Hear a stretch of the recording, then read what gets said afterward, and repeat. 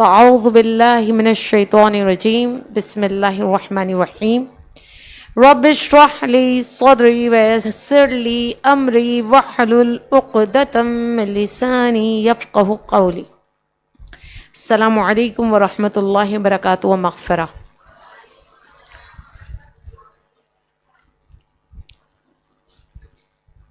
آج انشاءاللہ تبارک و تعالی بات کریں گے رسول اللہ صلی اللہ علیہ وسلم کی دعاؤں کے نفسیاتی پہلو جو ہماری زندگیوں پر مرتب ہوتے ہیں۔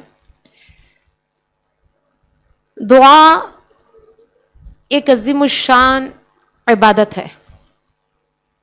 دعا اس کی عظمت، فضیلت و بکثرت احادیث کریمہ، آیات کریمہ اور احادیث طیبہ وارد ہیں، یعنی کثرت سے دعا کے حوالے سے قرآنی آیات بھی اور احادیث طیبہ موجود ہے۔ سیدنا نعمان بن بشیر رضی اللہ تعالیٰ عنہ رسول اللہ صلی اللہ علیہ وسلم سے بیان کرتے ہیں کہ دعا عین عبادت ہے۔ اسی طرح جامع ترمذی میں ایک حدیث آتی ہے کہ سیدنا ابو ہریرہ رضی اللہ تعالیٰ عنہ سے روایت ہے، فرماتے کہ رسول کریم صلی اللہ علیہ وسلم نے فرمایا اللہ کے ہاں دعا کا مقام و مرتبہ سب سے زیادہ ہے۔ ہر حال میں، ہر وقت، ہر کیفیت میں ہمیں دعا کی ترغیب دلائی گئی ہے۔ یہ ایسی عبادت ہے جس کا ثواب اللہ کریم نے خود بے انتہا رکھا ہے، جبکہ آپ اگر غور و فکر کریں تو دعا ہے کیا؟ اللہ سے مانگنا۔ دعا کیا ہے؟ اپنی خواہشات کو پورا کرانا، اللہ کریم کی بارگاہ میں بار بار جا کے سوال کرنا۔ لیکن کرم دیکھیے کہ یہ بار بار سوال اگر انسان سے ہو تو انسان اکتا جائے گا۔ بار بار در اگر آپ اپنے خونی رشتوں کا بھی کھٹکھٹا دیں تو ایک دن ایسا آئے گا وہ در آپ کو بند ہی ملے گا، وہ نہیں کھلے گا۔ آپ کسی کو ایک سے چند بار یعنی کئی بار اپنی دکھ بھری داستان سنا دیں تو یقین کرے وہ بور ہو جائے گا، وہ ہمدردی ختم کر دے گا۔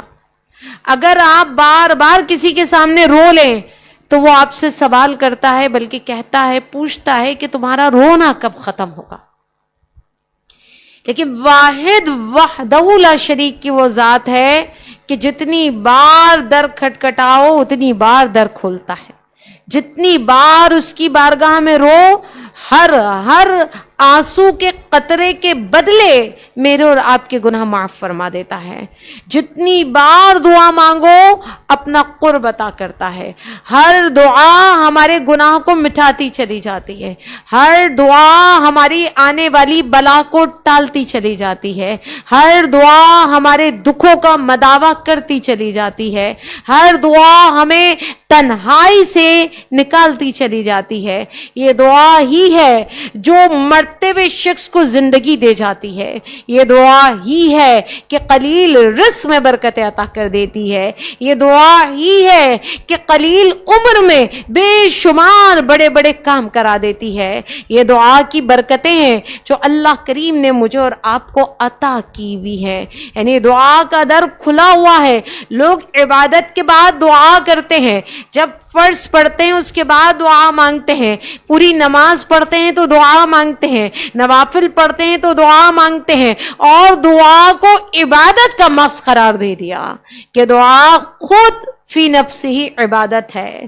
اور جب بات دعا کریم آقا علیہ الصلوۃ والسلام کی ہو کہ وہ دعائیں جو کریم آقا علیہ الصلوۃ والسلام سے منسوب ہیں، تو آپ کی دعائیں خالی دعائیں نہیں ہیں، بلکہ یہ ہماری روحانی تربیت کا سفر طے کراتی ہے۔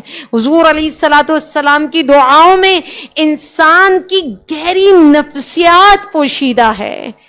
جب آپ کریم آقا علیہ الصلوۃ والسلام کے الفاظوں کو دہراتے ہیں تو صرف آپ کی دنیا نہیں سنورتی، آخرت بھی سنورتی ہے۔ خالی آپ کا ظاہر نہیں سنورتا، آپ کا باطن بھی سنورتا ہے۔ اللہ کریم خود فرماتا ہے ادعونی استجب لکم، مجھے پکارو میں تمہاری دعا قبول کروں گا۔ تو اس کا مطلب ہے کہ دعا کے لیے بلانے والی ذات خود رب کریم کی ہے. تم مجھے پکارو میں تمہاری پکار کو سنوں گا. یعنی دعا عبد اور معبود کے درمیان ایک پکار ہے. بندہ یہاں سے پکارتا ہے، رب کریم وہاں سے لبیک کی صدا لگاتا ہے.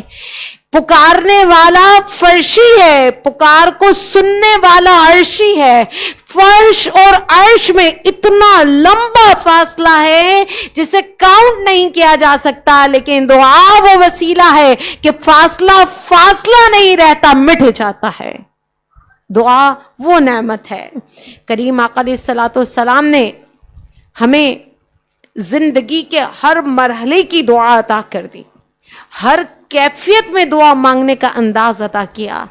آپ نے خالی ہمیں دعا کو مانگنے کا ذریعہ نہیں عطا کیا، بلکہ آپ نے ایسی دعائیں ہمیں بتائیں جس میں انسان کی نفسیاتی، روحانی اور جذباتی تربیت کا خزانہ موجود ہے. جب ہم کریم آقا علیہ الصلوۃ والسلام اور دیگر انبیاء کرام علیہ الصلوۃ والسلام کی دعائیں بھی اٹھا کر پڑھتے ہیں تو یقین کریں خالی وہ دعا نہیں ہوتی، بلکہ ہماری نفسیاتی حوالے سے ہماری تربیت ہو رہی ہوتی ہے، روحانی اعتبار سے ہماری تربیت ہو رہی ہوتی ہے، جذباتی اعتبار سے ہماری تربیت ہو رہی ہوتی ہے. تو دعا کوئی عام عبادت نہیں ہے. زندگی دینی ہو یا دنیاوی، نہ صرف زندگی بلکہ موت کی تمام مراحل کی کامیابیوں کا صحرا دعا تک جا پہنچتا ہے اگر آپ دل کی گہرائیوں سے دعا کرتے ہیں. دعا کے بے شمار فوائد ہیں. یہی وجہ ہے کہ اللہ کریم نے فرض عبادات میں دعاؤں کو پڑھنا کہیں واجب اور کہیں مستحب قرار دیا ہے. آپ تشہد میں کیا پڑھتے ہیں؟ دعائیں ہیں ساری. تشہد مکمل دعاؤں پہ مبنی ہے.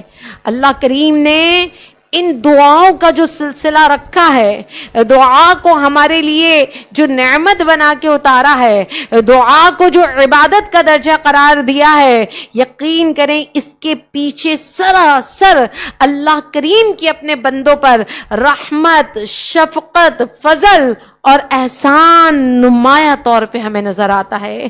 یہ اللہ کریم کی محبت ہے کہ وہ بار بار بندے سے کہتا ہے، میرے بندے تو کیوں اپنے نازک کاندھوں پر اپنے مسائل کا بوجھ لیے تو کیوں بوڑھا ہو رہا ہے؟ تو اپنے رب کریم کی بارگاہ میں آ، وہ تیرے ہر بوجھ کو، تیری ہر غم کو خوشی سے بدل دے گا. اس کا مطلب ہوا کہ میرے اور اللہ کے درمیان جو ایک تعلق اور رابطہ ہے، اس کا جو سب سے روشن عنوان اگر ہم نام دیں تو وہ دعا ہے. ہاتھ اٹھتے ہی تعلق قائم ہو جاتا ہے. ہاتھ اٹھتے ہی اس کی بارگاہ میں متصور ہے، موجود ہیں. ہاتھ اٹھتے ہی ملائکہ میرے ساتھ شامل ہیں. لبیک کی صدائیں وہاں سے آتی ہیں، آمین ملائکہ کی شامل ہوتی ہے. تو مان لیجئے نا کہ دعا کے لیے جب ہاتھ اٹھاتے ہیں تو پھر تنہا نہیں رہتے، وحدہ لا شریک کے ساتھ ہم شریک ہو جاتے ہیں. یہی وجہ ہے کہ عبد کامل یعنی ذات مصطفیٰ صلی اللہ علیہ وسلم کی زندگی کا سب سے نمایاں پہلو دعا سے عبارت ہے.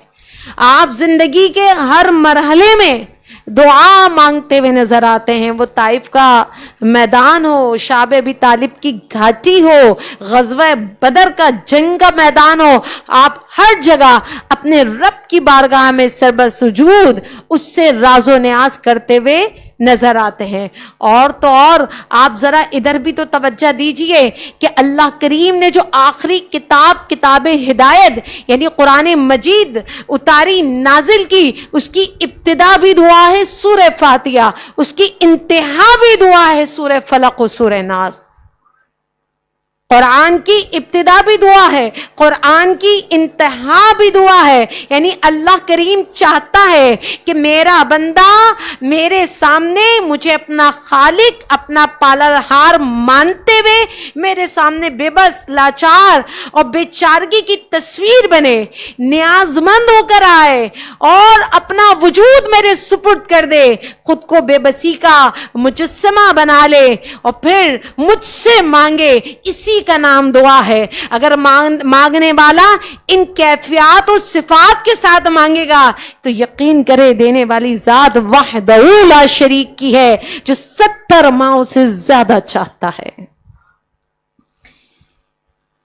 اب یہاں دعا نہ صرف عبادت بلکہ بندگی کا بہترین اظہار ہے، اور اللہ کریم کو اپنے بندے کی ادا بڑی پسند ہے کہ وہ رب کی بارگاہ میں مانگے. اگر اس کے برعکس ہو، برعکس کیا کہ بندے کو اپنی طاقت پہ غرور ہو، اپنے وسائل پہ بھروسہ ہو، اسباب اس کے پاس ہو، وہ اللہ کی بارگاہ میں بے نیاز ہو جائے، وہ اللہ کی بارگاہ میں اپنا دست ہی دراز نہ کرے بلکہ انکار کر دے تو یہ کفر تک جا پہنچتا ہے، اللہ کی ناراضگی کا سبب بنتا ہے. سورہ غافر میں اللہ کریم نے فرمایا وَقَالَ رَبُّكُمُ ادْعُونِي أَسْتَجِبْ لَكُمْ إِنَّ الَّذِينَ يَسْتَكْبِرُونَ عَنْ عِبَادَتِي سَيَدْخُلُونَ جہنم داخرین. کیا؟ اور تمہارے رب نے فرمایا مجھ سے دعا مانگو میں تمہاری دعا قبول کروں گا. اور بے شک جو لوگ یستکبرون عن عبادتی، اور جو لوگ تکبر کی وجہ سے میری عبادت سے کتراتے ہیں، وہ ان قریب ذلیل ہو کر دوزخ میں داخل ہوں گے، یعنی جہنم میں جائیں گے. پہلی قسم کی جو میں نے تفصیلی تمہید بانی بتایا، یعنی دعا مانگنے والے یہ لوگ نہ کبھی بدحال ہوتے نہ پریشان ہوتے، بلکہ ہر بدحالی میں، ہر پریشانی میں ان کی امید گاہ کیا ہوتی ہے؟ ذات خدا ہوتی ہے. ہر مصیبت کا علاج، ہر مشکل کشائی انہیں اللہ کی بارگاہ سے مل جاتی ہے، اور وہ اپنے مسائل کا پلندہ اللہ کی بارگاہ میں پیش کر کے مطمئن ہو جاتے ہیں، کیونکہ وہ یقین رکھتے ہیں رب کریم کی بارگاہ سے کبھی کوئی نامراد نہیں لوٹا. لیکن دوسری قسم کے جو لوگ جو یستکبرون کے درجے پہ ہیں، تکبر کرتے ہیں، اللہ کریم سے بے نیاز، وہ سمجھتے ہیں سب کچھ ہمارے پاس سے طاقت، قوت، اسباب، وسائل اللہ کریم کی بارگاہ میں ناپسندیدہ ہے. تو بات سمجھ میں آئی کہ دعا کیا ہے؟ دعا عبادت بھی ہے اور محب اور محبوب کی باتیں بھی ہیں، محب اور محبوب کی راز و نیاز بھی ہے، ان کا آپس میں کلام بھی ہے، انسان کا اظہار عجز ہے اور رب کریم کی بے نیازی ہے، اور انسان کا اپنی بے بسی کا اظہار ہے، اللہ کریم کی بڑائی کا اعتراف ہے، شکستہ دلوں کی تسلی کا سامان دعا ہے، دنیا اور آخرت کی ساری خیروں کی طلب دعا ہے. دعا تعلق مع اللہ ہے، یعنی اللہ کے ساتھ تعلق کا نسخہ دعا ہے، اللہ کی بارگاہ میں مقبولیت کی سند دعا ہے.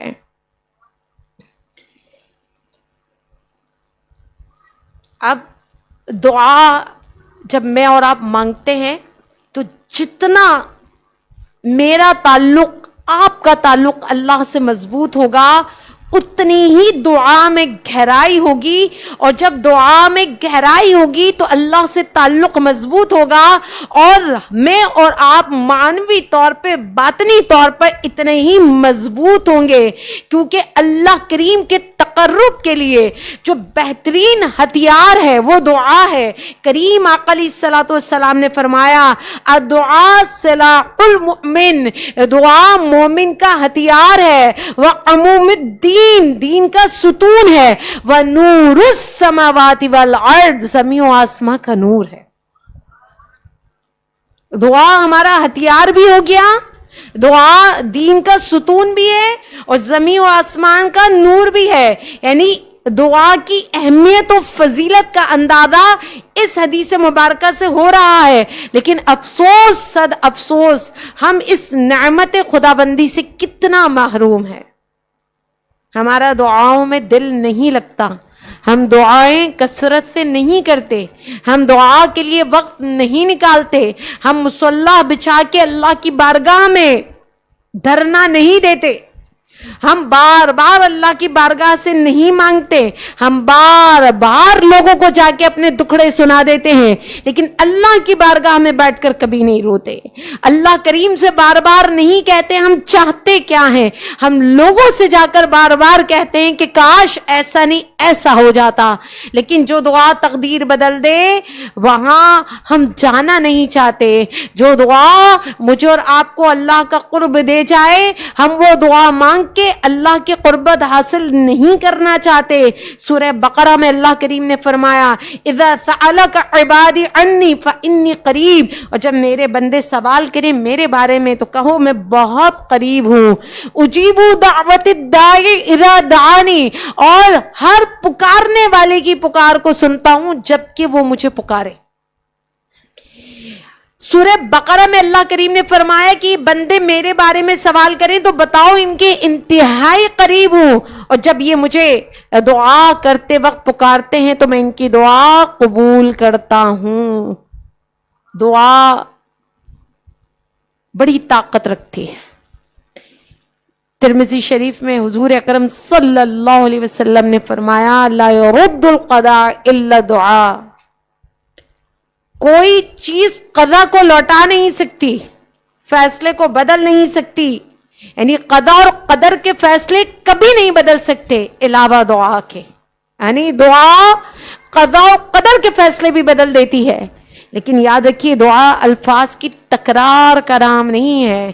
یہاں تک کہ آپ قرآنی ماثورہ دعائیں, قرآنی دعائیں بھی اگر صرف رٹے رٹے الفاظ میں پڑھ رہے ہیں تو یاد رکھیے وہ دعائیں مؤثر نہیں ہوں گی, وہ دعائیں رنگ نہیں لائیں گی.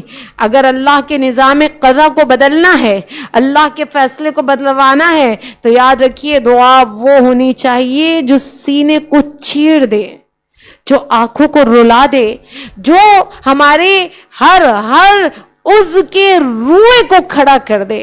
دعا وہ ہے جو دل سے نکلے, آنکھوں کے اشک میں ڈھلے, ہمارے اندر سرایت کر جائے اس کا دکھ, اس کی تاثیر. پھر دیکھیے جس دعا کو مانگنے میں ہمارے وجود کا ایک ایک عضو مبتلا تکلیف ہو جائے, اللہ کریم اس دعا کو قبول فرما لیتا ہے. فی زمانہ نفسیاتی مسائل کی کثرت ہے. کراچی میں بالخصوص کھلتے ہوئے کثرت سے نفسیاتی ہاسپٹلز اس بات کی دلیل ہے کہ انسان کا دماغ عدم توازن کا شکار ہو رہا ہے. انسان کے جذبات عدم توازن کا شکار ہو رہے ہیں, بیلنس نہیں رہا. یہاں تک کہ ہمارے بہت زیادہ فزیکلی مسائل ان کی ابتدا ہوتی نفسیاتی مسائل سے ہیں, جسے ہم فی زمانہ ڈپریشن کا نام دیتے ہیں. اسٹریس, انزائٹی, اضطراب, بے چینی یا فرسٹریشن, یہ کیا ہے؟ یہ ساری کیفیتیں ہماری بلڈ سرکولیشن کو بڑھاتی ہیں, جسے ہم ہائی بلڈ پریشر کا نام لیتے ہیں. بہت زیادہ ٹینشن ہمیں شوگر میں مبتلا کر دیتی ہے کہ ہماری باڈی انسولین نہیں بنا پاتی.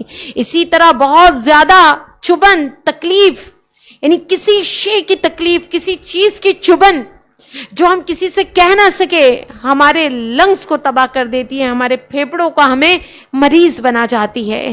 اسی طرح مستقل ذہنی دباؤ ہمارے معدے کی تیزابیت, ایسیڈیٹی کو اس قدر بڑھا دیتا ہے کہ کبھی وہ السر اور اس سے زیادہ بڑھ کر وہ ہمارے اسٹمک کے کینسر کا سبب بن جاتا ہے.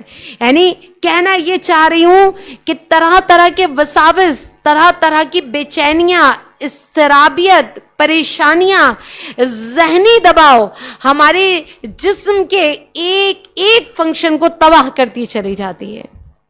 اب بات یہی ہے, دعا کی بات چلی تو ذکر کی بھی کہ بے وفائی اس کی بیوی نے کی, لیکن جب وہ ڈوبا مرنے کے لیے تو اپنے 2 معصوم بچوں کو لے کر ڈوبا. اس طرح ایک خودکشی کا جرم اس کے نامہ اعمال میں اور دوسرا 2 بچوں کا قتل اس کے نامہ اعمال میں. کیا ہے یہ سب؟ بہت زیادہ ذہنی دباؤ, کمانے کی ہوس, روٹی کے پیچھے بھاگنا, سبقت لے جانا, اور دیگر چیزوں سے، یعنی جو ہماری بنیادی چیزیں ہیں، اللہ کا ذکر، نماز، عبادت، تلاوت قرآن، دعا، یعنی دین سے دوری ہمیں کس نہج پر لے جا کے کھڑا کر دیتی ہے. جبکہ دیکھیں میرے کریم آقا علیہ الصلوۃ والسلام کی جب تعلیمات کا مطالعہ کریں تو تمام ہمارے باطن کا تزکیہ نفس تو ہمیں وہاں بہت آسانی سے ملتا ہے، کیونکہ آپ صلی اللہ علیہ وسلم کو بھیجا ہی اس لیے گیا.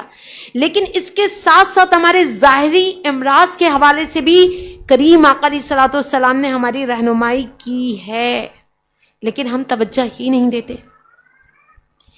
غم ہو، دکھ ہو، بے چینیاں ہو، مایوسیاں ہو، ان تمام کیفیتوں میں ہمیں چاہیے کہ ہم دیکھیں ہمارے کریم آقا علیہ الصلوۃ والسلام نے ہمارے لیے کیا تعلیمات چھوڑی ہیں، ان کے ارشادات کیا ہیں. ان تمام عبادتوں کے تناظر میں کم از کم ہر مسلمان، ہر عبد اپنے معبود سے تو جڑے، کم از کم اپنے ہاتھوں کو تو اس کی بارگاہ میں بلند کرے. جب بندہ اللہ کریم سے دعا کرتا ہے، اسپیشلی اس کیفیت میں کہ کوئی بے وفائی کرے، کوئی تنہا چھوڑ دے، تو وہ خود کو تنہا محسوس نہ کرے. جب وہ اللہ سے دعا کرتا ہے تو اللہ کریم کی معیت اسے مل جاتی ہے اور وہ خود کو تنہا نہیں سمجھتا. اسی لیے کریم آقا علیہ الصلوۃ والسلام نے بار بار ہمیں بتایا ہے دعا عبادت کا مغز ہے. دکھ میں، تکلیف میں، پریشانی میں اپنے اللہ سے مانگو. اس دکھ، تکلیف اور پریشانی میں جب تم اللہ کی بارگاہ میں ہاتھوں کو بلند کرو گے تو خود کو تنہا محسوس نہیں کرو گے.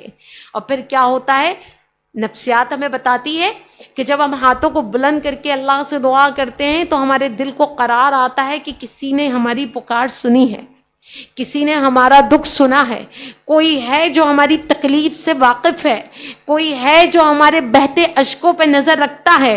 اور پھر یہ یقین بھی ہے کہ جو بہتے اشکوں پہ نظر رکھ رہا ہے، جو تکلیف کو سن رہا ہے، جو دکھ ہمارے چن رہا ہے، وہ رب کریم قادر مطلق ہے.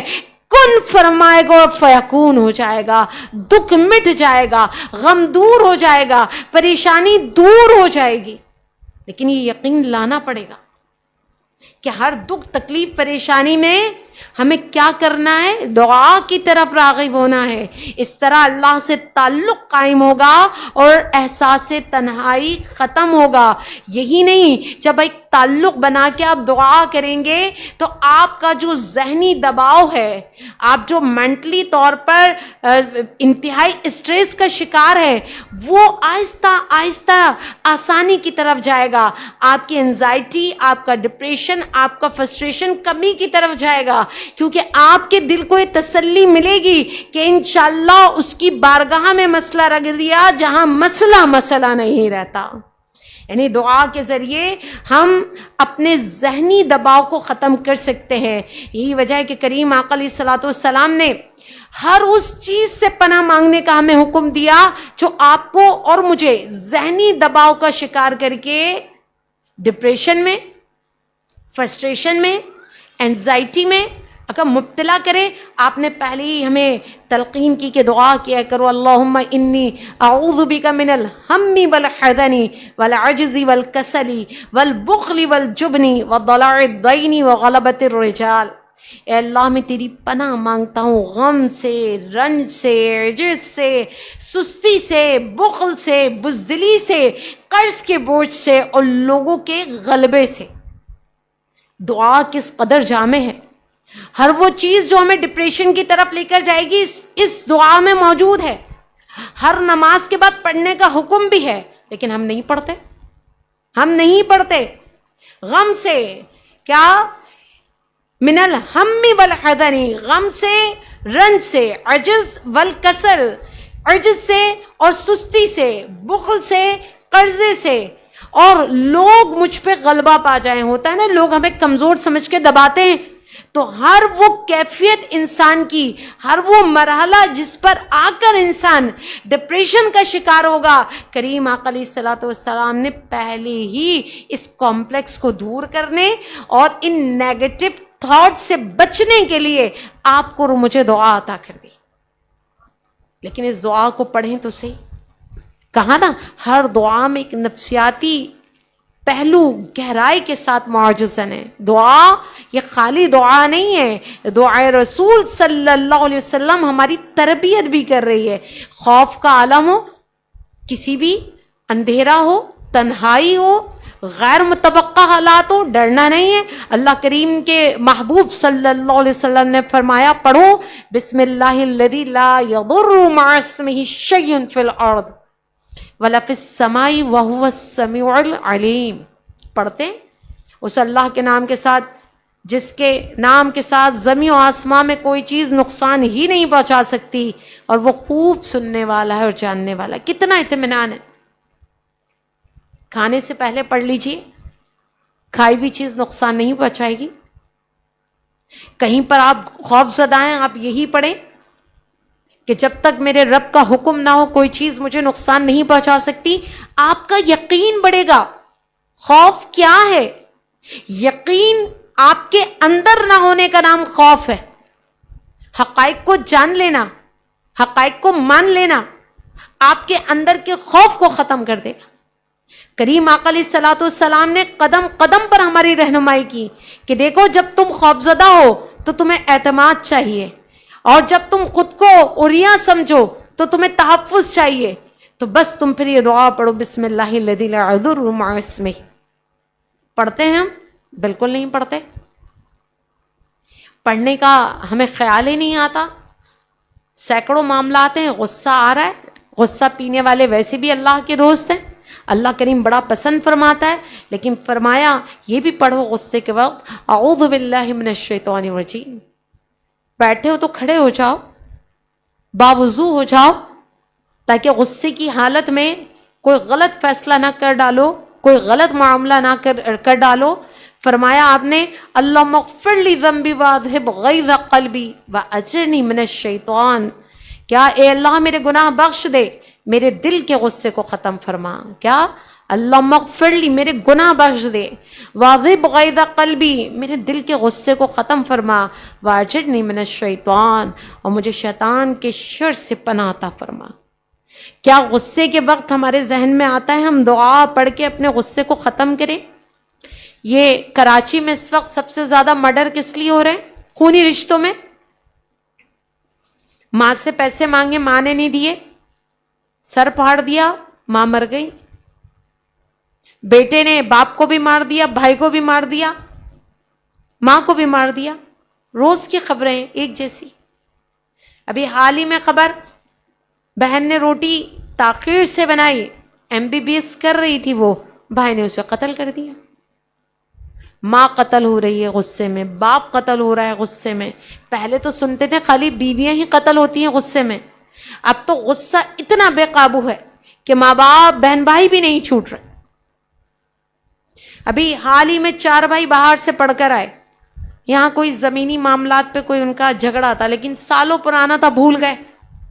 تو چچا کے بیٹوں نے دعوت کے نام پہ انہیں بلایا، وہ واپس جا رہے تھے، چاروں کو قتل کیا، 1 بچ گیا، تینوں کو مار دیا. جبکہ ان چاروں کو جائیداد چاہیے نہیں تھی، بہت پرانا، کوئی 30-40 سال پرانا جھگڑا تھا. وہ باہر چلے گئے، پڑھ لکھ کر آئے تھے کہ چلو اب چچا بیٹے سب سے مل لیں گے ہم.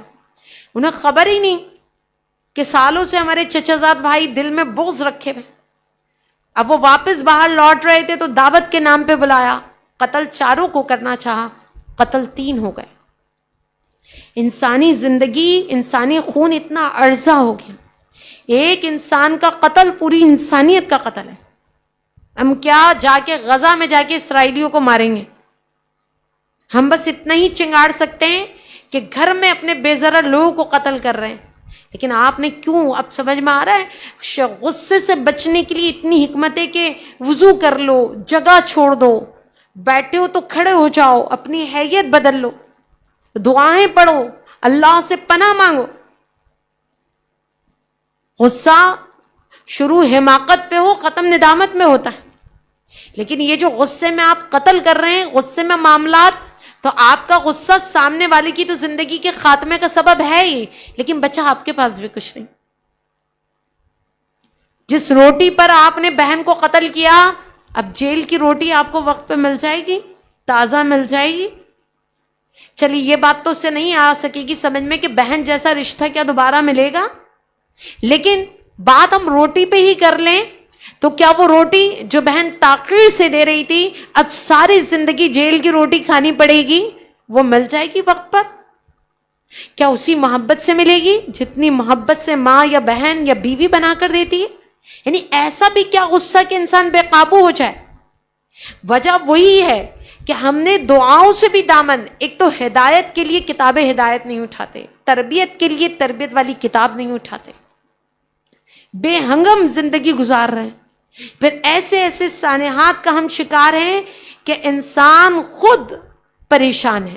جبکہ میں آپ کو کتنی دعائیں بتا چکی ہوں کہ کریم آقا علیہ الصلوۃ والسلام نے کوئی ایسی دعا نہیں چھوڑی جو ہماری کسی بھی زندگی کے حصے کو یا زندگی کے مرحلے کو یا زندگی کی کیفیت کو سپورٹ نہ کرتی ہوں۔ یعنی جیسا زندگی کا مرحلہ ہے، جیسی کیفیت ہے، وہ دعائیں ہمارے پاس موجود ہیں۔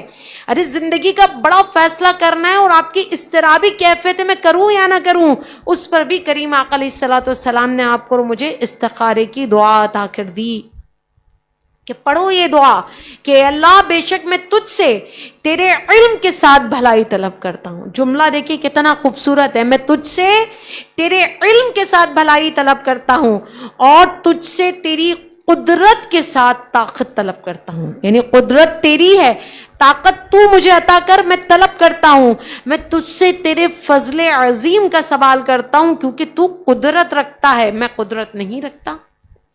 تو جانتا ہے، میں نہیں جانتا، تو غیب کو جاننے والا ہے۔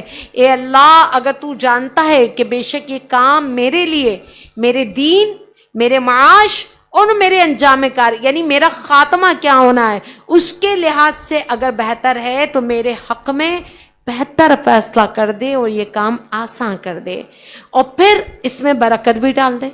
کیا جامع بات ہے! اگر خاتمے تک، میری زندگی کے خاتمے تک یہ کام میرے لیے بہتر ہے تو میرے حق میں نہ صرف فیصلہ کر، آسان بھی کر، برکت بھی ڈال، اور اگر تو جانتا ہے کام میرے حق میں، میرے دین کے لحاظ سے، میرے معاش کے لحاظ سے، میرے انجام یعنی میرے خاتمے کے لحاظ سے یہ کام بہت برا ہے، مجھے دور کر دے، اس کام کو مجھ سے دور کر دے، مجھے اس کام سے دور کر دے، میرے لیے بھلائی کا فیصلہ فرما جہاں بھی ہو اور پھر مجھے اس پہ راضی کر دے۔ پڑھتے ہیں ہم یہ دعا کوئی کام کرنے سے پہلے، ہم نے اسے ایک رشتے کے لیے سنبھال کے رکھا ہوا ہے، بس کہیں نہیں لکھا کہ آپ کو رشتے کے لیے استخارہ کرنا ہے، ہر کام کے لیے اللہ سے مشورہ کرنا۔ لیکن ہم بہت ہوشیار ہیں، ہم صرف ان رشتوں میں استخارہ کرتے ہیں جہاں ہمیں نہ کرنی ہوتی ہے۔ ہم اس وقت استخارہ کرتے ہیں جب دو میں سے کوئی ایک چیز منتخب کرنی ہو۔ اگر ہمیں رشتہ پہلی بار میں سمجھ میں آ جائے امیر کبیر تو پھر ہم اس طرف جانے کی کوشش بھی نہیں کرتے۔ کریم آقا علیہ الصلوۃ والسلام نے اسی طرح شکر و صبر کے لیے بھی ہمیں دعا تلقین کی۔ یاد رکھیے مجھے اور آپ کو ہر وقت صبر نہیں مانگنا چاہیے، اس طرح آپ مشکلات کو دعوت دے رہے ہیں اور میں اور آپ اللہ کی آزمائش کے قابل نہیں ہیں، متحمل نہیں ہیں، لہٰذا ہمیں چاہیے جب صبر مانگے تو شکر بھی مانگے تاکہ بیلنس رہے۔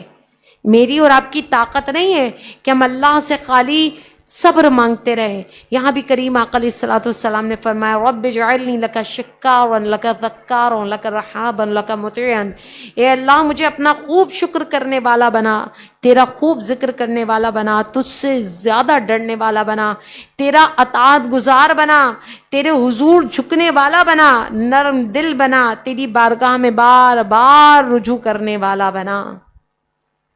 دیکھیں ہم تو یہ دعا بھی نہیں پڑھتے۔ دعائے ماثورہ یہ آیت قرآنی پر مبنی ان دعاؤں کو اپنی نمازوں کے بعد پڑھنا عادت بنا لیں ترجمے کے ساتھ۔ پھر دیکھیں نفسیاتی حوالے سے، روحانی حوالے سے آپ کی کیسی تربیت ہوتی ہے، اچھا احساس ہوتا ہے اور ہلکا پن محسوس ہوتا ہے۔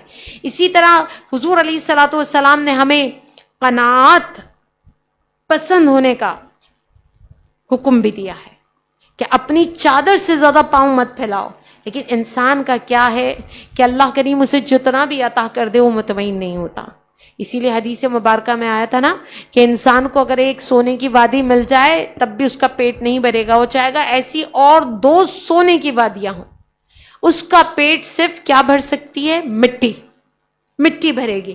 تو انسان بھی انسان بڑی عجیب شے ہے کہ وہ قناعت نہیں کرتا، جو ملتا ہے وہ مزید چاہتا ہے۔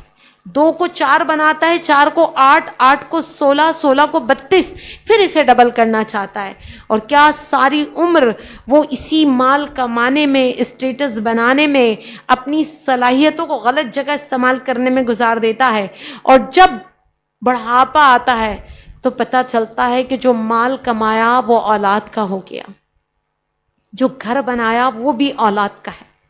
اس کے لیے کیا آیا؟ فقط گھر کا ایک کونا جو کہ غیر ضروری ہو، اور ایک پلنگ یا ایک بیڈ، اور آج کل کی اولادوں نے تو وہ بھی دینا چھوڑ دیا، بلکہ اولڈ ہاؤس میں انہیں لے جا کر جمع کرا دیا۔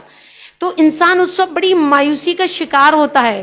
کریم آقا علیہ الصلوۃ والسلام نے ہمیں پہلے ہی ایسی دعائیں بتا دی تھی، اگر ہم ان دعاؤں کو کر رہے ہوتے، پڑھ رہے ہوتے، سمجھ رہے ہوتے، تو وہ ان دعاؤں کے مطابق تربیت بھی اپنی اولادوں کی کر رہے ہوتے، اور آج پچھتاوا ہمارے حصے میں نہیں ہوتا۔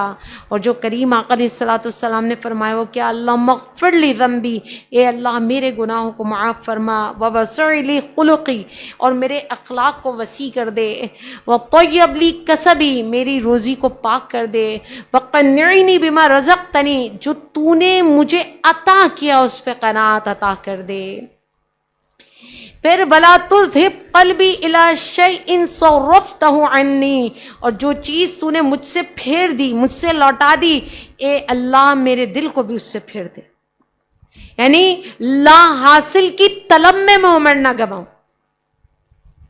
لا حاصل، اولاد لا حاصل نہیں ہوتی، اولاد تو ہماری کمائی ہے، لیکن جب اولادوں کی تربیت قرآن، اہل بیت اور کریم آقا علیہ الصلوۃ والسلام کی ذات والا سے دور کر کے کی جائے تو اولاد بھی لا حاصل ہوتی ہے۔ بولیں جس اولاد کے لیے آپ نے نہ حلال دیکھا نہ حرام، آپ 100 گز سے آج 2000 گز کے بنگلے میں ہیں، آپ نے مہنگے سے مہنگے ہوٹلز میں بچوں کو کھانا کھلایا، مہنگی سی مہنگی گاڑیوں میں سفر کرایا، غیر ممالک کئی دکھا ڈالے، انہیں ایو لیول میں پڑھایا، لیکن آج اولاد آپ کو کیا دے رہی ہے؟ کچھ بھی نہیں۔ وقت اس کے پاس نہیں ہے، توجہ وہ کیا دیں گے؟ انہیں آپ سے کوئی غرض ہی نہیں ہے۔ تو یہ سودا کیا ہو گیا؟ لا حاصل۔ یہ میں خالی اپنی طرف سے باتیں نہیں کر رہی، حدیث مبارکہ ہے نا کہ حضور علیہ الصلوۃ والسلام نے فرمایا اپنی اولاد کی تربیت میں 3 چیزیں شامل کرو، رسول اللہ صلی اللہ علیہ وسلم کی محبت، ان کی آل کی محبت، قرآن کی محبت۔ مجھے بتائیں ان تینوں میں سے کون سی محبت ہم انہیں دیتے علاوہ رسومات کے؟ ان تینوں میں سے کسی ایک چیز کی محبت ہم نے اپنی اولاد کو دی ہو، ہم نے اپنی اولادوں کو نمازی بنایا ہو، ہم نے اپنی اولادوں کو قرآن کا عادی بنایا ہو، ہم نے اپنی اولادوں کو جو کچھ دیا ہے وہ اولادیں ہمیں لوٹا دیتی ہیں۔ ہم نے کہا نمبر سب سے زیادہ لانا، ہم نے کہا اپنے حسن کو بڑھانا، ہم نے کہا سب سے مہنگا کپڑا پہنا، ہم نے کہا سب سے اچھی سواری استعمال کرنا، ہم نے اس مادیت کی دوڑ میں انہیں اتنا بھگایا، انہیں سکھلایا کہ آج جب وہ سب سے آگے ہیں تو پلٹ کے ہمیں بھی نہیں دیکھنا چاہتے، اور کل کو وہ ہماری اسٹیج پر ہوں گے اور ان کی جگہ پر ان کی اولاد ہوگی۔ یاد رکھیں یہ لا حاصل محنتیں، یہ لا حاصل محبتیں انسان کو تباہ کر دیتی ہیں۔ اگر یہ چیزیں آپ کے پاس نہ ہوں، لا حاصل لوگ، محبتیں، تعلقات، تو یقین کریں پھر آپ کو اللہ کریم کے ذکر کی ساعتیں مل جاتی ہیں۔ کریم آقا علیہ الصلوۃ والسلام نے فرمایا اے اللہ میری پسندیدہ چیزوں میں سے جس چیز کو تو نے مجھ سے دور کر دیا، تو اب میرے لیے اپنی پسندیدہ چیز کے لیے مجھے اس پر عمل کرنے کا ذریعہ بنا دے. یعنی جو بیکار چیزیں جنہیں میں نے اپنے لیے پسند کیا اور تو نے انہیں میری زندگی سے نکال دیا, تو بس اب جب میں فارغ ہوں تو جو کام تجھے پسند ہے اس کے لیے مجھے منتخب فرما لے. یعنی تو مجھے اپنے ذکر کے لیے منتخب فرما لے. مجھے بتائیں کون سا ایسا مرحلہ ہے جہاں آپ کو لگ رہا ہے کریم آقا علیہ الصلوۃ والسلام نے ہماری رہنمائی نہیں کی؟ اگر بات ہمارے معاملات کے درست نہ ہونے کی ہو, کس طرح عموماً حقوق العباد یعنی ماں بیٹی, دو بہنیں, نند بھاوج, دیورانی جٹھانی, یہ سارے ایسے تعلقات ہیں جو اکثر درست نہ ہونے کے سبب ہمارے لیے اینزائٹی کا یا فرسٹریشن کا سبب بن جاتے ہیں. وجہ بہت ساری ہے. کبھی ہم حسد کا شکار ہوتے ہیں, کبھی ہم حسد کر رہے ہوتے ہیں, کبھی ہم اپنا تقاضا یعنی تقاضا حق بہت زیادہ لوگوں کے سامنے پیش کر رہے ہوتے ہیں. کبھی ایسا ہوتا ہے کہ قرض یعنی مال کی وسعت کے لیے ہم قرض کی دوڑ میں آگے آگے بھاگ رہے ہوتے ہیں. یہ ساری چیزیں, یہ ساری الجھنیں ہمیں ایک مستقل جب ذہنی دباؤ کا شکار کرتی ہیں, تو یہاں بھی کریم آقا علیہ الصلوۃ والسلام نے ہمیں دعا کی. پہلی بھی میں نے آپ کو بتائی اور یہاں پھر دی, اللہم انی اعوذ بک من المأثم والمغرم. اے اللہ میں گناہ و قرضے سے آپ کی پناہ مانگتا ہوں. ایک بار ایک شخص نے حضور علیہ الصلوۃ والسلام سے پوچھا, یا رسول اللہ صلی اللہ علیہ وسلم, آپ مقروض ہونے سے کیوں اتنی پناہ مانگتے ہیں؟ کیوں؟ کیا آپ یہ چاہتے ہیں کبھی کوئی مقروض نہ ہو؟ آپ نے فرمایا سنو, آدمی جب مقروض ہوتا ہے تو جب بات کرتا ہے جھوٹ بولتا ہے, اور جب وعدہ کرتا ہے وعدہ خلافی کرتا ہے. اس لیے آپ نے بہت زیادہ پناہ مانگی ہے. اسی طرح حضرت ابو امامہ انصاری رضی اللہ تعالیٰ عنہ نماز کے وقت کے علاوہ مسجد میں پریشان حال بیٹھے ہیں. آپ نے پوچھا کیا وجہ ہے؟ فرمانے لگے غموں نے گھیر لیا ہے. ان غموں میں ایک یہ غم قرض کا بھی تھا. پھر آپ نے انہیں وہی کلمات بتائے جو میں نے آپ کو شروع میں بتائے کہ آپ نے فرمایا اللہم انی اعوذ بک من الہم والحزن. اسے ہر نماز کے بعد پڑھا کرو اور قرض سے اللہ کی پناہ مانگو. اور انہوں نے ایسا ہی کیا, اللہ کریم نے انہیں قرض سے نجات عطا کی.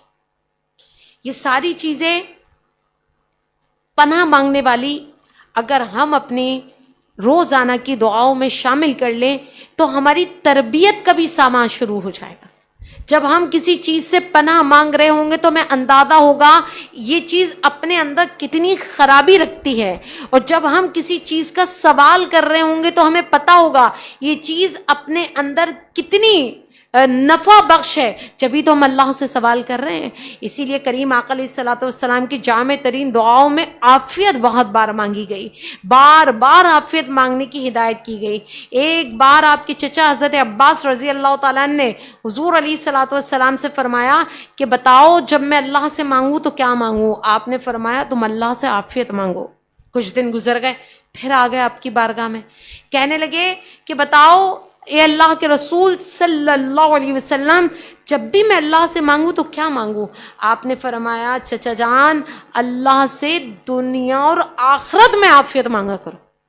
عافیت بہت بڑا سوال ہے. مجھے بتائیں ہم عافیت مانگتے ہیں؟ عافیت ہے کہ اس کو سمجھیں. عافیت بیسکلی یہ ایسا لفظ ہے جو اللہ اور اس کے رسول صلی اللہ علیہ وسلم کو بڑا محبوب ہے. دونوں جہاں کی بھلائیوں کا جو مجموعہ ہے نا وہ عافیت ہے.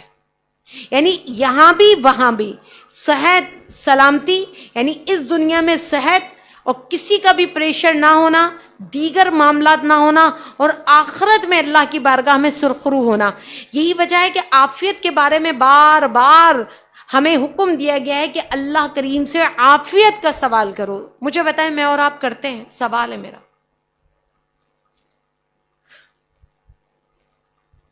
اگر ہم اللہ کریم سے بار بار عافیت کا سوال کر رہے ہوتے تو پھر ہم ناگہانی کا شکار کیوں ہوتے؟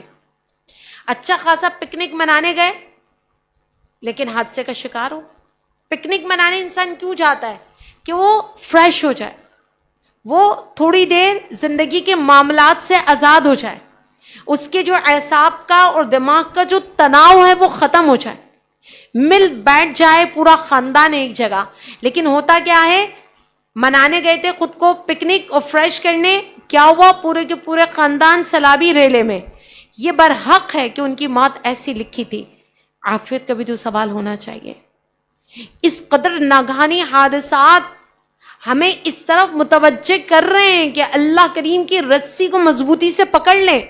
دن رات اللہ کریم سے عافیت کا سوال کریں, دن رات اللہ سے بھلائی کا سوال کریں, دن رات اللہ سے سرخروئی کا سوال کریں, اللہ کریم سے نعمتیں مانگیں, ناگہانی آفات و بلیات سے بچنے کی دعا کریں. جتنی زیادہ حادثات اور سانحات ہیں اتنا ہی میں اور آپ غافل ہیں. گھر میں شادی ہے, عافیت کی دعا کرتے ہیں, کیا ہو رہا ہے پھر؟ شادیوں میں کیا ہو رہا ہے؟ فائرنگ ہوئی, دولہا مر گیا. بارات کے لیے گاڑیاں نکلی, اوور ٹیکنگ میں دونوں گاڑیاں الٹ گئیں, لڑکے والے بھی مر گئے, دلہن بھی مر گئی. ویلکم میں دلہن کی انٹری ہوئی, ایسا چراغا ہوا, اسی کے کپڑوں میں آگ لگ گئی, دلہن جل گئی, کوئی بچا نہیں سکا. آپ دیکھ نہیں رہے خوشیاں جو لمحے بھر کی ہیں, وہ جو خوشیاں جن کا ہم نے سالوں سے خواب دیکھا, اور جب ہماری معراج ہوئی خوشیوں کی, اولاد کی خوشیوں کی صورت میں, تو لمحے میں گھر ہمارا ماتم کدہ بن رہا ہے. عافیت نہیں ہے ہماری خوشیوں میں. وہ پکنک کی صورت میں ہو, شادی کی صورت میں ہو, وہ تقریبات کی صورت میں ہو, مل بیٹھے ہیں, کھانا بنا رہے ہیں, سلنڈر پھٹ گیا. ملنے آئے تھے, بچے گر کے مر گئے. آپ نہیں دیکھ رہے اتنے حادثات, اتنے سانحات؟ سمجھ میں آ رہا ہے کہ عافیت کا کیوں عافیت ہونی چاہیے. عافیت. گھر سے نکلے, روڈ ایکسیڈنٹ کا شکار ہو گئے.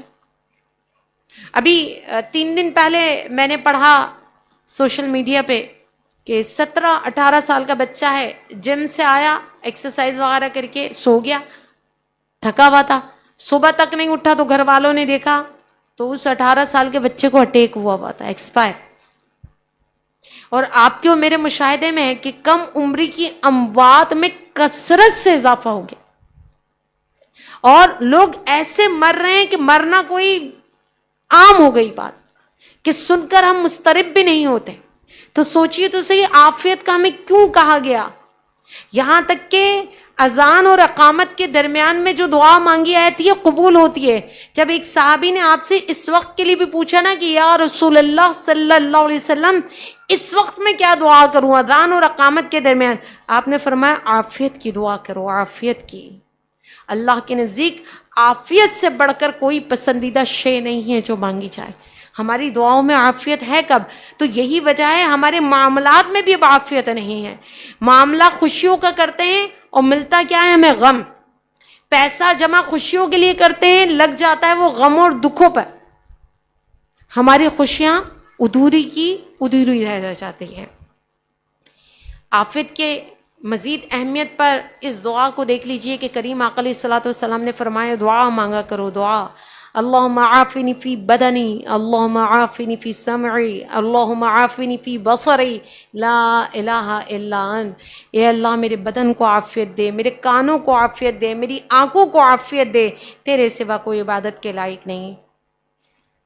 ٹائم بہت ہو رہا ہے ورنہ ایک ایک چیز پہ بڑی تشریح طلب بات ہو سکتی ہے. آپ نے دیکھا اس دعا میں بدن میں عافیت, کانوں میں, آنکھوں میں. آج سے 50 سال پہلے غور کرتے اس دعا پہ تو شاید اتنا سمجھ میں نہیں آتا جتنا اب آئے گا. آنکھوں میں عافیت, کثرت سے لوگ بلائنڈ ہو رہے ہیں. شاید آج سے 50 سال پہلے ہمیں سننے کو نہیں ملتی تھی خبر, علاوہ وہ جو پیدائشی اندھا ہو یا کسی کے ساتھ حادثہ ہو گیا, بس کہ اللہ نہ کرے آگ ضائع ہو گئی. لیکن آپ دیکھ رہے ہیں تیزی سے کراچی میں لوگوں کی آنکھوں کی روشنی, آنکھوں کا چراغ گل ہو رہا ہے بغیر کسی حادثے کے. کانوں کے مسائل دیکھیے, پیدائشی بچے کانوں کے مسائل لیے آ رہے ہیں, کانوں میں سننے کی طاقت ہی نہیں ہے. بدن میں دیکھیے, آج سے 50 سال پہلے لوگ ہمارے مر جاتے تھے آخر میں اچھی زندگی گزار کے. آج ہم زندگی 50-60 سال گزار تو رہے ہیں لیکن 20 سے 25 سال تو ہم دوائیوں پہ رہتے ہیں. गुर्दे के अमराज कितनी तेजी से कराची में फैल रहे हैं, कितनी तेजी से, कि जाने वाले बच्चे 9 उम्र हैं, कम उम्र हैं, और डॉक्टर कहते हैं जी गुर्दे ही फेल हो गए। सब क्या है? हुजूर अलैहिस्सलाम ने हमें बहुत पहले ही फरमा दिया, दुआ करो, दुआ, अल्लाहुम्मा आफिनी फी बदनी। हम तवज्जो दें तो ना, तवज्जो दिए बगैर, इसी तरह बात बहुत लंबी होगी, लेकिन अल्लाह करीम के महबूब ने हमें अच्छी बीवी मांगने की भी दुआ की, जो तुम्हें वक्त से पहले बूढ़ा ना कर दे। आज देखें चारों तरफ मसाइल। फिर अब अच्छी औलाद मांगने की भी दुआ की, कि औलाद भी मांगो तो अच्छी मांगो, नेक और साले मांगो, वरना ये औलाद तुम्हारे लिए बाइस आजमाइश बन जाएगी। और वो सूरह फुरकान में तो दुआ जो मैं और आप भी पढ़ते हैं, रब्बना हब लना मिन अज़वाजिना व ज़ुर्रियतिना कुर्रतु अयुनी वजअलना लिलमुत्तकीना इमामा। क्या है? हमारे परवरदिगार हमें अपने बीवी बच्चों से आंखों की ठंडक अता फरमा। आज बीवियां आंखों की ठंडक हैं, बच्चे हमारे सीने का सुकून है, हमें परहेजगारों का सरबराह यानी इमाम बना। आप चारों तरफ के सैकड़ों केसेस उठा के देखिए, कहीं आपको बीवियों की बेवफाई नजर आएगी, तो कहीं शौहर हरजाई नजर आएगा, और कहीं औलाद बागी नजर आएगी। हर चीज अपनी जगह पर डिसेबल है, हर चीज अपनी जगह पर बेतरतीब है, तकलीफ दे है। बीवियों में वफा नहीं रही, शौहरों में जिम्मेदारी ना रही, बच्चों में अताअत ना रही। हजरत इब्राहिम अलैहिस्सलाम ने तो बहुत पहले ही दुआ करके हमें बताया, जो हम तशहुद में भी पढ़ते हैं, लेकिन हमें ना तर्जुमा आता, न तवज्जो से पढ़ते। रब्बि जअलनी मुक़ीमस्सलाति व मिन ज़ुर्रियती रब्बना व तक़ब्बल दुआ। पढ़ते तो हैं, बस रटा रटाए पढ़ कर फारिग हो जाते हैं। अल्लाह मुझे नमाज कायम करने वाला बना, मेरी औलाद को भी, यानी मेरी औलाद में भी ऐसे लोग हो जो तेरी नमाज को कायम करें। तो हम ये सारी दुआएं नहीं मांगते। हमें करीम आका अलैहिस्सलाम ने तो ये भी फरमाया कि बुरे पड़ोसियों से भी पनाह मांगो, तलब करो अल्लाह से, अल्लाह पड़ोसी बुरा ना दे, बीवी ऐसी बुरा ना दे जो वक्त से पहले मुझे बूढ़ा कर दे, औलाद भी ऐसी ना दे जो मेरी आका बन जाए, ऐसा माल भी ना दे जो मेरे लिए अजाब बन जाए, ऐसा दोस्त ना दे जो चालबाज हो। देखें ये आज के दौर की क्या वजाहत है। आजकल इंसान सबसे ज्यादा दोस्त के हाथों मर रहा है, दुश्मन के हाथों नहीं। फरमाया ऐसे चालबाज दोस्त से जिसकी आंखें मुझे तक रही हो और उसका दिल मेरा पीछा कर रहा। क्या दो जुमलों में वजाहत की है, दो जुमलों में करीम आका अलैहिस्सलाम ने। यानी ऐसा मकर और फरेब वाला दोस्त, चालबाज, यानी मेरे मुंह पे मेरा, लेकिन उसकी आंखें मुझे तक रही हो हसद से और उसका दिल मेरे पीछे पड़ा हो, और मेरी उसकी हालत ये हो कि मेरी नेकियां हो तो छुपाता चला जाए और मेरी बुराइयां हो तो उसे नशर करता चले जाए। आज के दौर का नक्शा है ये। आप मेरे करीम आका अलैहिस्सलाम ने यकीन करें बुढ़ापे को भी नहीं छोड़ा, उसके लिए भी दुआ फरमाई कि बुढ़ापे में इंसान बोझ बन जाता है। जब बोझ होता है तो लोगों के रवैये के रद्द अमल के तौर पे मायूस हो जाता है। आपने फरमाया नहीं, दुआ करो ए अल्लाह मेरा सबसे वसी रिस्क बुढ़ापे में मुझे अता फरमा। कितनी प्यारी दुआ कि बुढ़ापा भी रुस्वा ना हो। एक और जगह आपने फरमाया अल्लाह मेरी उम्र का आखिरी हिस्सा बेहतरीन फरमा दे, अल्लाहुम्मा जअल खैरा उमरी आखिरा, और अल्लाहुम्मा जअल खबातीमा अमली वज़बाना का, अल्लाह जो मेरा खात्मा हो ना, आखिरी जिंदगी का अमल हो वो तेरी रजा में ढला हुआ हो। फिर फरमाया अल्लाहुम्मा जअल खैरा अय्यामी यौमा अलकाका, ए अल्लाह मेरा सबसे बेहतरीन दिन वो बना दे जिस दिन तुझसे मुलाकात हो। बड़ी उम्र के लोगों को इस दुआ की कसरत करनी चाहिए, कसरत। तो यहाँ समझ में आ रहा है कि दुआ न सिर्फ इबादत है, इबादत का मग़ज़ है।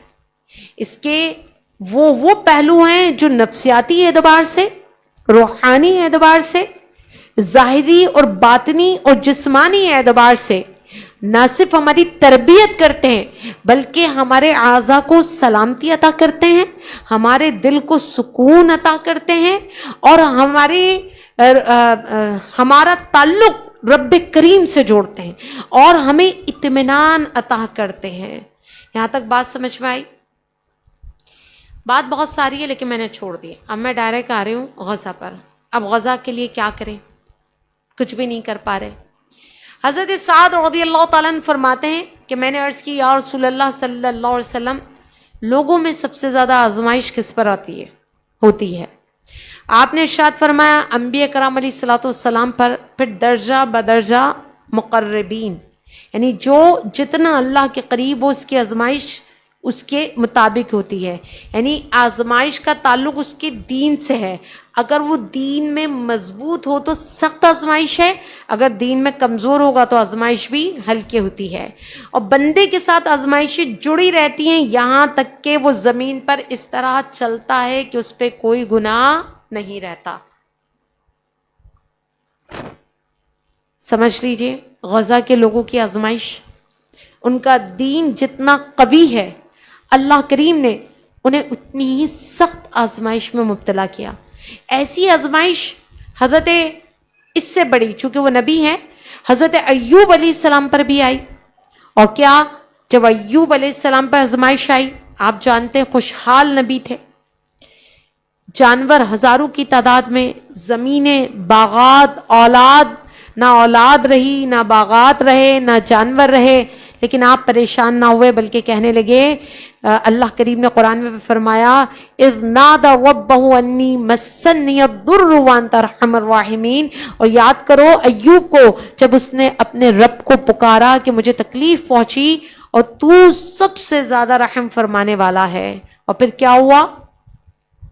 آپ جب آزمائش میں، اللہ کریم نے آپ کو آزمائش میں ڈالا تو آپ کو جب آ کے بتایا جاتا کہ آپ کے سارے جانور مر گئے، آپ کی ساری اولادیں مر گئیں، آپ کے باغات سارے تباہ ہو گئے، تو آپ بجائے شکوے کے حمد بجالاتے فرماتے میرا تھا کیا، جس کا تھا اس نے لے لیا. جب تک اس نے مجھے دیا میرے پاس تھا، جب چاہا اس نے لے لیا. میں اس وقت بھی اس کا شکر ادا نہیں کر سکا، اور اب اللہ کریم جس حال میں رکھے میں راضی ہوں. اور آپ جانتے ہیں حضرت ایوب علیہ السلام کے جس میں اتھر پہ آبلے پڑ گئے تھے اور پورا وجود زخموں سے بھر گیا تھا، اور آپ کو ایک ایک کر کے سب نے چھوڑ دیا تھا علاوہ آپ کی زوجہ کے، لیکن آپ پیچھے نہ ہٹے، اپنے اللہ کو پکارتے رہے، اور پھر اللہ کریم نے انہیں صحت و تندرستی، اولاد اور ساری نعمتیں دوبارہ عطا کر دی. اسی طرح حضرت یونس علیہ السلام کو دیکھیے، مچھلی کے شکم میں وہ اندھیرا، سمندر کی گہرائی میں وہ اندھیرا، اور پکار رہے ہیں لا الہ الا انت سبحانک انی کنت من الظالمین. اور پھر کیا کیا؟ اللہ کریم نے ان کی دعا کو قبول کیا اور انہیں مچھلی کے شکم سے نجات عطا فرمائی. اسی طرح اگر آپ دیگر انبیاء کرام علیہ الصلوۃ والسلام کو اٹھا کر دیکھیں تو وہاں بھی آپ کو اللہ کریم سے مدد مانگنا ملے گا. جیسا کہ حضرت یعقوب علیہ السلام نے کہا انما اشکو بثی وحزنی الی اللہ، میں تو اپنے غموں کی فریاد اللہ ہی سے کرتا ہوں. اور طائف کے میدان میں میرے کریم آقا علیہ الصلوۃ والسلام نے بھی پتھر برسائے جا رہے تھے تو یہی فرمایا تھا انما اشکو بثی وحزنی الی اللہ. یہ سیکھے نا ان سے کہ ہمیں اپنے غموں کی فریاد کس سے کرنی ہے؟ اللہ کریم سے. ہم صرف اللہ سے نہیں کرتے بلکہ اللہ کی سوا ہر شخص سے اپنے غموں کی فریاد کرتے ہیں. اولاد نہیں تھی حضرت زکریا علیہ السلام کے، وہ کہیں ادھر ادھر نہیں دوڑے بلکہ رب کی بارگاہ میں آ کر فرمانے لگے ربی لا تذرنی فردا وانت خیر الوارثین، اے رب مجھے تنہا نہ چھوڑ، تو بہترین وارث ہے. اللہ نے پھر تنہا چھوڑا بھی نہیں، حضرت یحییٰ علیہ السلام عطا کر دیے. اسی طرح آپ دیگر انبیاء کی اس میں جائیے، ہر نبی نے اپنے مسائل کے حل کے لیے، ناگہانیوں سے بچنے کے لیے، پریشانیوں میں، دکھ میں اللہ کریم کو پکارا ہے. اور میں اور آپ عاملوں کے پاس بھاگتے ہیں، نماز نہیں پڑھتے، تعویذوں کے پیچھے بھاگتے ہیں، صدقہ خیرات اپنے سگے رشتہ داروں کو چھوڑ کر دوسروں پر دکھاوے کے لیے لٹا رہے ہوتے ہیں، اور پھر کہتے ہیں جی رزق میں برکت نہیں ہے. ہماری بیوہ بہن، بیوہ بھاوج پھٹے پرانے کپڑوں میں، بوسیدہ کپڑوں میں گھوم رہی ہے، لیکن ہم مزاروں پہ چادریں چڑھانے بھاگ جاتا ہے. صاحب مزار کو ضرورت نہیں ہے آپ کی چادر کی. اللہ کریم نے انہیں عزت کی چادر عطا کی ہوئی. ہمارے معاملات تو دیکھیے، لیکن یہ انبیاء کرام علیہ الصلوۃ والسلام نے اپنے دکھ تکلیف و مشکلات میں مجھے بتائیے کس کی بارگاہ میں گئے. اللہ کریم نے فرمایا تہجد میں دروازہ کھٹکھٹانے والا مایوس نہیں لوٹے گا. تہجد ہر غم کی دوا ہے. تہجد قرب کا ذریعہ ہے. تہجد عرش پر دھوم مچا دیتی ہے. تہجد میں ملائکہ آپ کی نگہبانی کرتے ہیں. لیکن کیا تہجد میں اٹھ کر اپنے غم کی فریاد کی یا کرتے ہیں؟ ہم شارٹ کٹ راستے ڈھونڈتے ہیں، شارٹ کٹ جو ہمیں خود کچھ نہ کرنا پڑے. 5 وقت کی نماز میں اللہ کریم سے نہیں مانگتے، لیکن کسی کے ایڈریس بتانے پر ہم میلوں کا سفر طے کر کے وہاں پہنچ جاتے ہیں. ایک عجیب سی باتیں ہیں جس پہ میں بہت زیادہ ڈسکس نہیں کرنا چاہ رہی، آپ سمجھ رہے ہوں گے.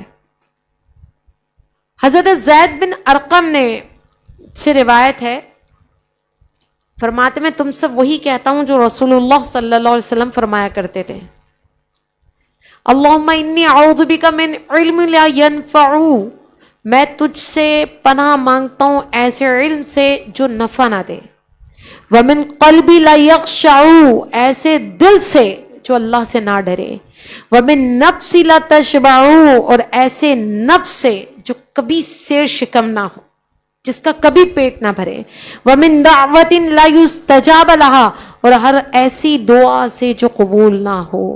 اچھے خالی دعا ہے؟ پوری زندگی کا فلسفہ ہے اس میں کہ خالی اپنی معلومات پہ فخر نہ کرنا. ہر ایسے علم سے پناہ مانگو جسے حاصل کر کے تم عمل کی طرف نہ جا سکو، یعنی وہ تمہارے لیے علم نافع نہ ہو، خالی معلومات ہو. ایسے دل سے جس میں اللہ کا خوف نہ ہو. تو یعنی دل رکھنے پہ خالی شکر خدا بندی نہیں بنتا، اس دل میں خوف خدا ہونا چاہیے. دعا کی دعا، تربیت کی تربیت، احساس کا احساس دلایا جا رہا ہے. یعنی خالی دل رکھنے پر کمال نہیں ہے، دل میں خشیت الہی بھی ہو. معلومات اور ہے، علم اور ہے. علم وہ ہے جو عمل کو لائے پیچھے، اور خشیت الہی بھی ہو. اسی طرح ایسا نفس جو کبھی بڑھتا نہ ہو، اور ایسی دعا جو قبول نہ ہو. اس سے زیادہ اور کیا ہماری تربیت ہوگی مجھے بتائیے؟ اس سے زیادہ اور کیا انسانی نفسیات ہمیں پتہ چلے گی جو کریم آقا علیہ الصلوۃ والسلام نے ہمیں بتائی؟ ہم تو دعا ہی نہیں کرتے. یہاں تو حضور علیہ الصلوۃ والسلام، ماں سلمہ فرماتی ہیں سلام اللہ علیہ کہ حضور علیہ الصلوۃ والسلام اکثر دعا کرتے تھے. اکثر کیا؟ یا مقلب القلوب ثبت قلبی علی دینک. میں اور آپ کرتے ہیں؟ ہم تو سمجھتے ہیں ہم مسلمان گھرانے میں پیدا ہوئے، اے دلوں کے پھیرنے والے میرے دل کو اپنے دین پر ثابت قدمی عطا فرما. ہمیں کبھی فکر ہوئی کہ ہم اپنے ایمان کی سلامتی کے لیے دعا کریں، ایمان کے لیے روئیں؟ اگر ایمان ہی چھن گیا، ایمان ہی گھٹ گیا، ہم کہاں کھڑے ہوں گے؟ اور وہ جن کے لیے کائنات بنی، کائنات سجی، کائنات سبری، جو حبیب اللہ ہیں، وہ اللہ سے دعا کر رہے ہیں کہ اللہ اے دلوں کے پھیرنے والے میرے دل کو اپنے دین پر قائم فرما دے. جب ماں ام سلمہ نے اس پہ استفسار کیا، یعنی پوچھا، تو نبی کریم نے فرمایا کوئی شخص ایسا نہیں کہ اس کا دل اللہ کی 2 انگلیوں کے درمیان نہ ہو.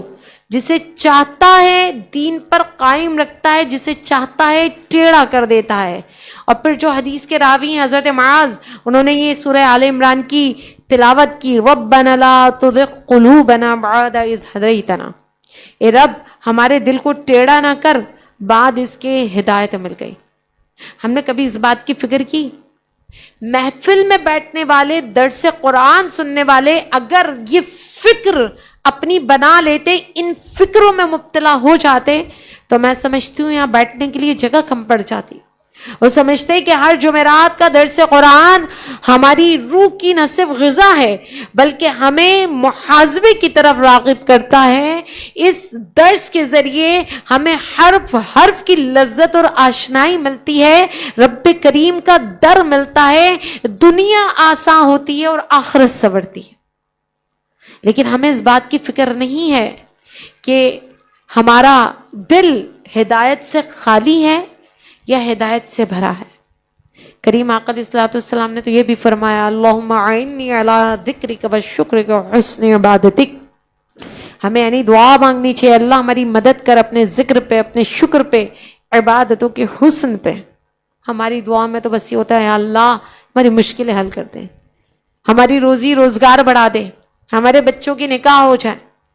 درست ہیں یہ دعائیں بھی, بالکل درست ہے, لیکن آپ کو اپنے لیے اور اولاد کے لیے بھی تو کرنی ہے کہ اللہ کریم میری اور میری اولادوں کی مدد کرے, اس طرح کہ میں اور میری اولاد اللہ کا ذکر کرے, اللہ کریم کا شکر ادا کرے, ہمیں اللہ کریم عبادتوں کا حسن عطا کرے. لیکن ہم ایسا نہیں کرتے.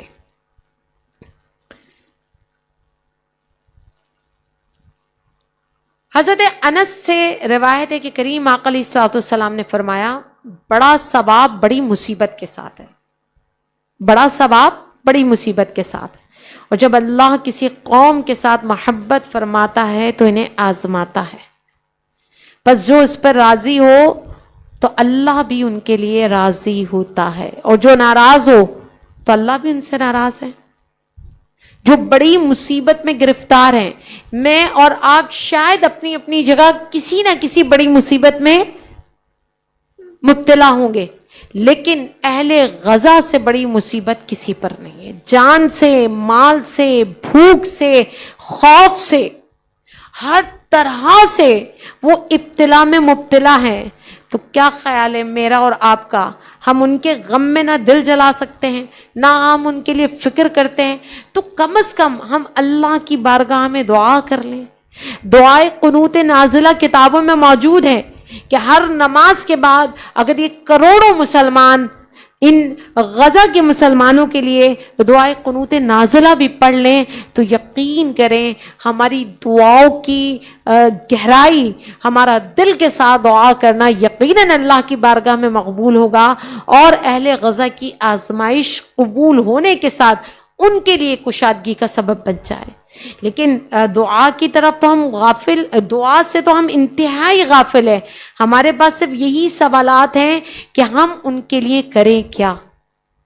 تو میں سمجھتی ہوں نہ صرف ہم اپنے لیے بلکہ اہل غزہ کے لیے دل کی گہرائیوں سے دعا کریں, دعا کی اہمیت کو سمجھیں. یہ خالی دعائیں نہیں ہیں, پکار نہیں ہے, بلکہ یہ نفسیاتی تھراپی ہے. یعنی ہمیں نفسیاتی طور پر ہمارے ذہنی جو تناؤ ہے, جو دماغی تناؤ ہے, جو اسٹریس کی صورت میں آہستہ آہستہ وہاں بھی ریلیف ملتا ہے, دل کا بوجھ اترتا ہے. اور جب دماغ حالت سکون میں اور قلب, تو یقین جانے پھر آپ کے تمام اعضاء سلامتی کے ساتھ رہتے ہیں. تو دعا ایک مکمل ہتھیار بھی ہے, دعا ہمارے اعضاء کی سلامتی کا بھی سبب ہے, دعا ہمیں بیماریوں سے بچانے کا بھی سبب ہے, دعا ہمیں دماغی طور پہ, نفسیاتی طور پہ, اعصابی طور پہ, جسمانی طور پر ہمیں ہر حوالے سے محفوظ رکھتی ہے. تو ہمیں چاہیے کہ شکر گزاری کے ساتھ, حوصلہ رکھتے ہوئے, توبہ کرتے ہوئے, اللہ کی بارگاہ میں رجوع کرتے ہوئے, رزق حلال کے ساتھ, مثبت طرز فکر یعنی پازیٹیو سوچ کے ساتھ اللہ کریم کی بارگاہ میں رجوع کریں. ان دعاؤں کو نہ صرف سیکھیں بلکہ دوسروں کو سکھلائیں, بچوں کو سکھلائیں, اس کے مفہوم کو سمجھیں, ان کے الفاظوں کو جانیں, اور پھر انہی دعا کو ہتھیار بنا کر اپنی زندگیوں کو خوشگوار بنائیں. تو اللہ کریم ہمیں کریم آقا علیہ الصلوۃ والسلام کی اس سنت پر عمل کرنے والا بنائے. ہمیں ہر حالت میں, ہر کیفیت میں دعا کرنے کی توفیق عطا فرمائے, دل کی گہرائیوں سے, رزق حلال کے ساتھ, سچی بات کے ساتھ. تو یہ آپ جانتے ہیں بات طویل ہو جاتی اس لیے میں نے ذکر نہیں کیا. آپ جانتے ہیں نا دعا کی قبولیت کے 2 پر ہیں, ایک رزق حلال ہے, ایک سچی بات ہے. اگر زبان جھوٹی ہو, لقمہ حرام ہو تو دعا قبول نہیں ہوتی. تو دعا کے لیے 2 شرائط بھی ہیں کہ کھانے والا رزق حلال ہو اور کرنے والی بات سچائی پر مبنی ہو. اگر ہم اس پر عمل کر لیں اور حضور علیہ الصلوۃ والسلام کی دعاؤں کے مجموعے کو اپنے معمولات میں شامل کر لیں تو یقین کریں دعاؤں کے الفاظ کے مطابق ہماری تربیت بھی ہوتی رہے گی دینی, ہمارے اندر محاسبہ بھی ہوتا رہے گا, اور ان دعاؤں کی قبولیت اگر ہو گئی تو یقین کریں مکمل اللہ کی رضا کے قالب میں بھی ہم ڈھل جائیں گے. تو اللہ کریم ہمیں دل کی گہرائی سے دعا کرنے کی توفیق عطا فرمائے. ہر نماز میں غزہ کے مسلمانوں کے لیے دعا کیجئے, دنیا بھر کے مظلوم مسلمانوں کے لیے دعا کیجئے, ناگہانی حادثات, آفات, بلیات اور امراض اور اموات سے بچنے کی دعا کیجئے. اللہ کریم سب پر زندگی کو آسان کرے, سب کو ہدایت یافتہ بنائے, ہدایت والی کتاب سے جوڑے, ہدایت یافتہ لوگوں کے نقش قدم پہ چلائے. اللہ کریم ہمیں اپنی بارگاہ میں مستجاب الدعوات بنائے اور اپنی قلیل بندیوں میں شامل فرمائے. وآخر دعوانا ان الحمد للہ رب العالمین.